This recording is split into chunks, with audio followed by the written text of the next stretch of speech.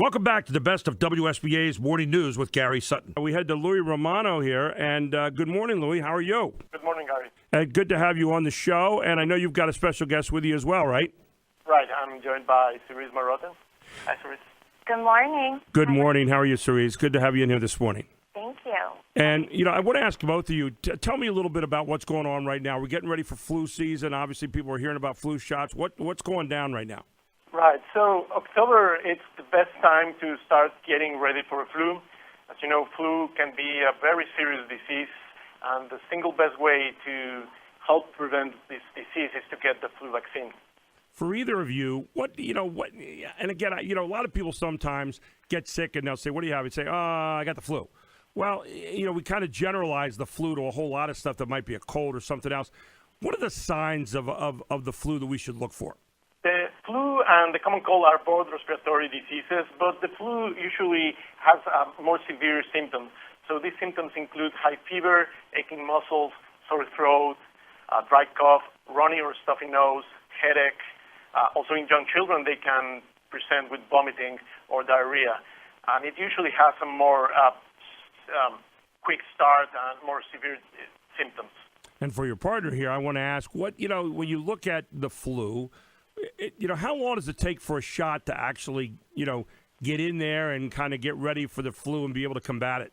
So the flu shot needs about 2 weeks, so your body starts producing antibodies and you will be protected. And that's why the CDC recommends that you should get your flu vaccine before the influenza viruses start to circulate in the community. And October is, right now, it's the best time to get the flu vaccine. I know Mark McKenzie, my partner's got some questions for both of you. So, Mark? Yeah, let me ask you about I just had my flu shot, the earliest I've ever had it, and I'm wondering about the effectiveness. I don't know, do you know ahead of time? It's kind of a little bit of a guess, isn't it, as to what's in the vaccine each year? That is right. So the flu vaccine effectiveness depends on several things, on what the kind of viruses will be circulating, on the length of the season, if it's an early or late season. But the only thing that we know is that there will be a flu season. And we also know that the single best way to protect against this disease is to get the flu shot every single year. So the CDC recommends that everyone 6 months of age and older should get a flu vaccine every year.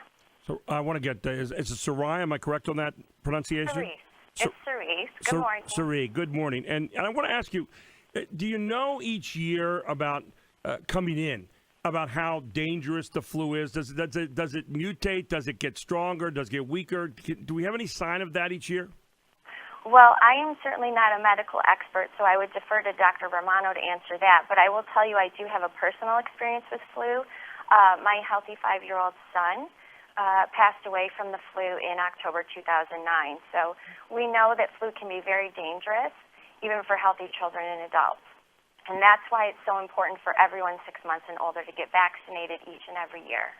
Now, Dr. Romano, when you look at the flu this year, is there anything to indicate that it's worse than before, the same as before? Do we have any ideas about that? No, Gary, that's a very important question. The only predictable thing about the flu is that it is unpredictable. So we just need to be prepared for the season. By the time we know if it's going to be a severe season, it might be too late. So we need to be prepared, and as Cerise mentioned, everyone 6 months and older should get the flu shot or the flu vaccine, preferably by the end of October.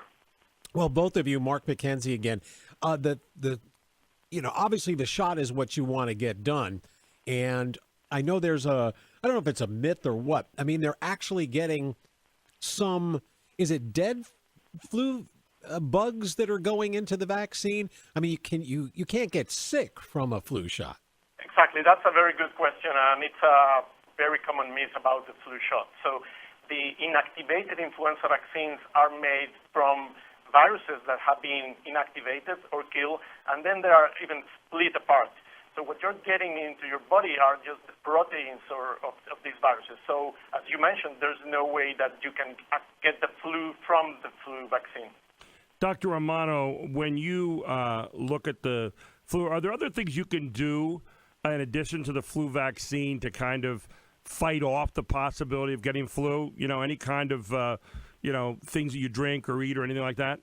Yeah, so besides the flu vaccine, it's very important to wash your hands frequently, to cover your nose and mouth when sneezing or coughing. Also, if you're feeling sick, try to stay home and don't spread the disease to your coworkers or your friends. And if you're feeling sick, go and look for medical consult with your physician, with your pharmacist, with your healthcare provider. It's very important not to wait because, as Reese mentioned, flu can be a serious disease with serious complications. So, Reese, talk a little bit about your situation. You said 2009, you lost a son, and our condolences for that. I know that time maybe heals wounds, but it never ends them. What happened in that situation where the flu took the life of a loved one? Well, in October 2009, my son Joseph was a healthy 5-year-old. He was attending kindergarten. His illness started innocently enough in that he had a sniffle, a cough. He ended up throwing up on the school bus. We brought him home from school that day. He was lethargic throughout the rest of the day. We called the pediatrician, ended up in urgent care where they recognized that something more serious was going on. So he was immediately transported to the local children's hospital, initially diagnosed with pneumonia. They did a couple of rapid tests for influenza that came back negative in the beginning, but 7 days into his hospital stay, we finally did receive a positive diagnosis of H1N1 flu, which was the pandemic strain. And things, he was in the hospital for a total of 10 days. He was relatively stable for most of that time, but things took a dramatic turn for the worse on the 9th day, and he passed away from complications of H1N1 influenza.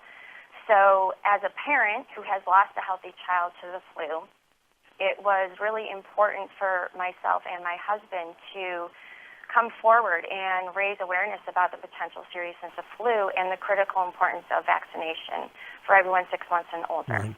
Well, we're so glad that you did. And Dr. Romano, thank you so much this morning for the information, because I think, people sometimes take this and don't think about, the seriousness of it. And yet we have vulnerable populations here in this country, the very young and maybe the little bit older, who are particularly vulnerable to this kind of thing. I thank you both for taking the time this morning to get the word out there for us. Thank you so much. Thank you, Gary. Thank you very much, Dr. Romano. Appreciate it as well.